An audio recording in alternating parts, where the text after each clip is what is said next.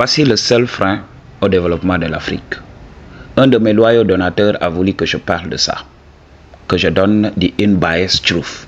Parce que moi, si vous avez l'habitude de lire ma chaîne, je suis une personne qui penche pour la balance. Je suis une personne qui penche pour l'équilibre. Je ne suis pas là pour pâter, je ne suis pas là pour Massamba. Je suis là pour tout le monde. Ok, Madji? Alors, vos considérations racistes, gardez-les. Ok? Vos considérations de la droite là, il faut les garder. Ok, Madji? Je suis là pour tout le monde. Il n'y a pas de noir, de jaune, de rouge et tout ça. Moi, quand je regarde une personne, je ne vois que ce qui transparaît au-delà de la forme. Je vois cette entité éternelle en incarnation ici. Ok? Nous sommes des entités spirituelles ayant une expérience humaine. Alors, fourrez-vous ça dans le crâne. Les différences que vous inventez partout là, oui, elles sont importantes pour pouvoir créer la séparation pour qu'on puisse expérimenter. Nous sommes là pour expérimenter. Donc, il va y avoir des choses à étudier. C'est pour cela que j'adore la diversité, la différence. Ok? C'est pour cela que je déteste les mouvements, les associations. Oui, regroupons-nous, gna gna gna gna. Après cela, on voit quoi? Ça profite aux gens qui sont au-dessus. Donc, c'est pour cela on voit maintenant des gens qui se lèvent de partout. Oui, nous sommes des panafricanistes. Oui, nous nous battons pour l'Afrique. Ok? Oui, quittez l'Occident. L'Occident ne veut pas le bien de l'Afrique. Gna gna gna gna. Et quand il y a le roussi, quand il y a des problèmes et tout ça, quand ils sont sur le point d'être enfermés, d'être torturés, la première des choses qu'ils font, c'est demander l'asile en Occident. Parce que les Occidentaux ont travaillé sur eux. Eux, ils connaissent la vérité réellement. Ils connaissent comment protéger les libertés. Ce n'est pas parfait, mais ils font ce qu'ils peuvent.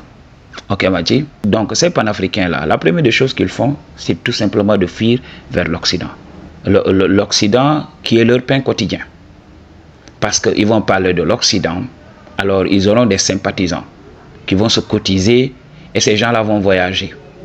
Vous voyez ces gens-là, avec leurs vidéos inutiles là, ils ne comprennent même pas comment les choses fonctionnent.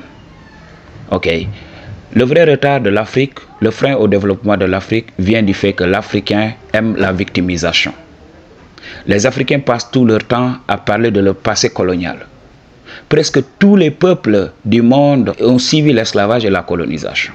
Prenons l'exemple des États-Unis. Les États-Unis ont été sous la domination du Royaume-Uni. Ok? Quand vous regardez même le Canada même jusqu'à présent est contrôlé par le Royaume-Uni. Il y a beaucoup de gens qui dorment.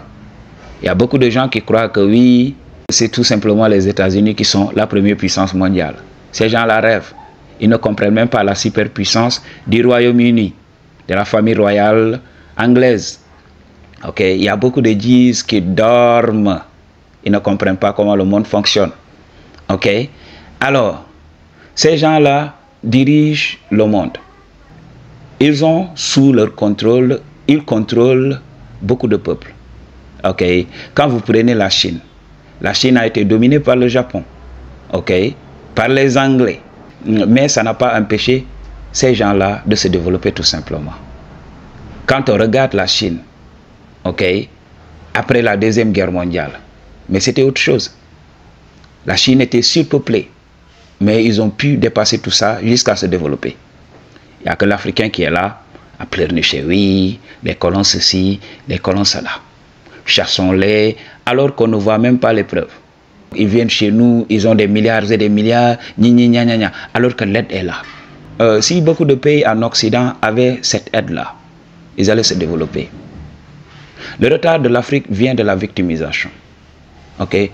C'est plus facile de pousser une personne à se victimiser. Il est plus facile de pousser une personne à se victimiser qu'à prendre l'entière responsabilité de sa propre vie. Les gens préfèrent fuir les problèmes que de les assumer. Ok? Oui, on nous a colonisés, mais c'est passé. Alors, pourquoi chercher les stigmates et les signes partout? Dans tout ce que fait l'Occident en Afrique, les Africains essayent de chercher quelque chose. Oui, il devrait y avoir anguille sous roche.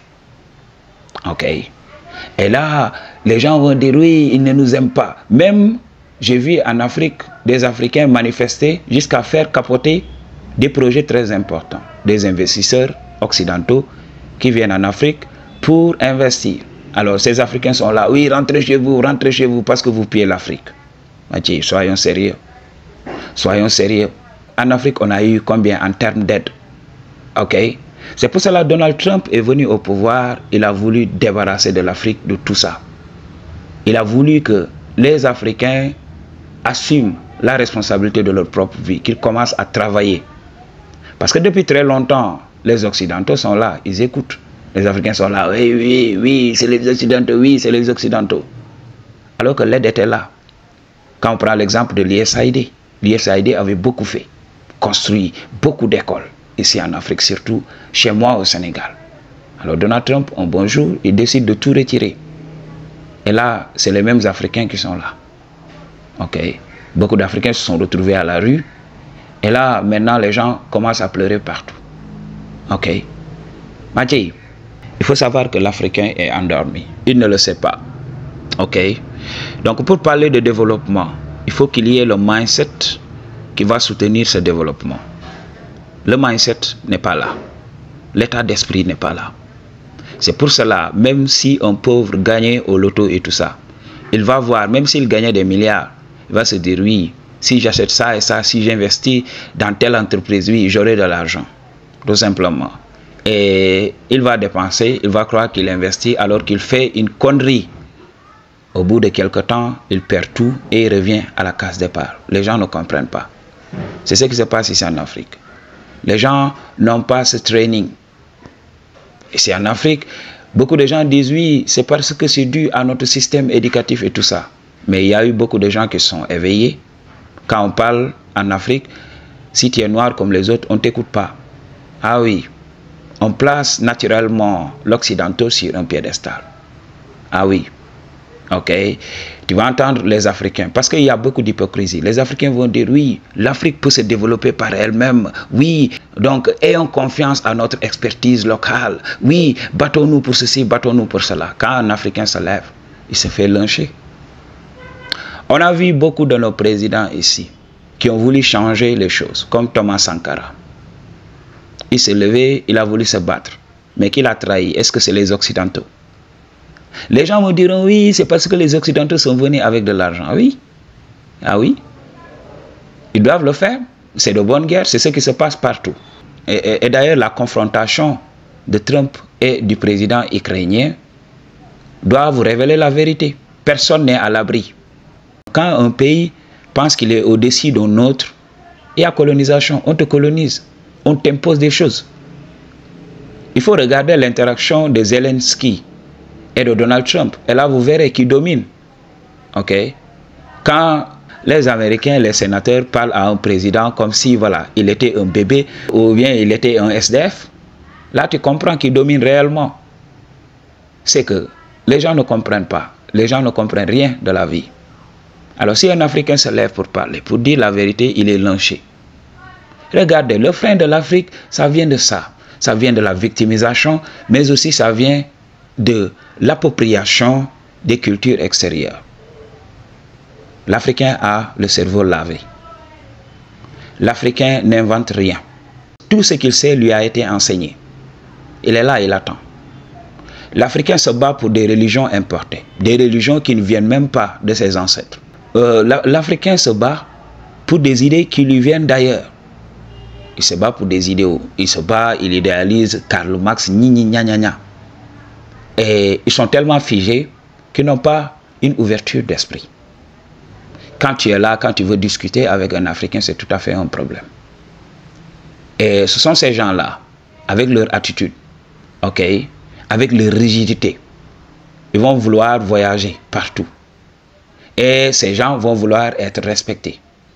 Moi, en général, quand je vais dans un pays étranger, qu'est-ce que je fais? J'essaie d'étudier. J'essaie de voir comment ces gens-là vivent. Et j'essaie au maximum d'émuler leur comportement, de me comporter comme eux. De ne pas essayer de les changer, de ne pas essayer de me forcer à eux. Ils n'ont pas l'habitude. Je n'ai qu'à les respecter. Ok? Donc, ils vont vouloir forcer ce qu'ils sont au reste du monde. Ok? Et aujourd'hui, c'est devenu très difficile. Donc, pour un blanc, aujourd'hui, c'est très difficile même de faire une blague à propos d'un Africain noir. Donc, les gens vont crier partout. La victimisation, là, c'est un problème à régler. Quand un blanc parle un tout petit peu de noir, il y a problème.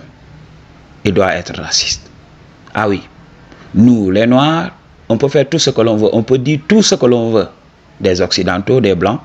Tous les occidentaux ne sont pas forcément des blancs. Ah oui, on comprend. Il y a ce melting pot. Ok? Donc, tout le temps quand on parle de l'homme blanc, on peut être libre, on peut dire tout ce que l'on veut et on rit ensemble. Mais quand un blanc dit quelque chose, il y a problème. Les gens commencent à crier et les vidéos commencent à circuler. Je suis fatigué de cette rigidité. Je suis fatigué de cette nullité. Ok, Madji? Donc, tu vas voir, on est tellement en conflit ici en Afrique. Il y a beaucoup de choses à régler. Ok? Si on n'a pas des dissensions en politique, on a des dissensions sur la religion, n'importe quoi. Ok? On passe tout notre temps, on détourne notre énergie et on se bat pour des choses futiles. Ah oui, parce qu'il a insulté mon marabout, il a insulté mon guide religieux. Madji, toi tu pries un Dieu, tu dis que le Dieu là, il est super puissant. Au lieu de laisser le Dieu là régler son propre combat. Parce que s'il ne le fait pas, c'est lui qui va rester là-bas. Un Dieu qui veut être adoré et tout ça, s'il ne se bat pas pour ses fidèles et tout ça, oui, advienne que pourra. Ce Dieu-là n'a qu'à aller s'engouffrer quelque part, parce qu'il ne veut rien. Alors, c'est aux hommes-là endormis, nuls, qui vont se battre pour essayer de garder des fidèles pour le Dieu. Mais il faut vous réveiller. Ces gens ne le font pas pour Dieu, ces gens le font tout simplement pour leur propre poche. Ah oui, parce que quand on contrôle une personne, on contrôle une ressource. Même si la personne ne peut pas te donner de l'argent, mais la personne peut être utilisée pour te donner de l'argent. Tout simplement, la personne va fournir son énergie pour toi. C'est pour cela que ces gens peuvent se maintenir au pouvoir. Donc, c'est la chose à comprendre. Pour le problème de l'Afrique, on ne finira jamais.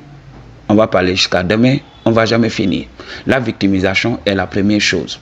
L'Africain croit que oui, c'est lui seul qui a souffert. Les autres n'ont pas souffert. Les autres peuples n'ont pas souffert.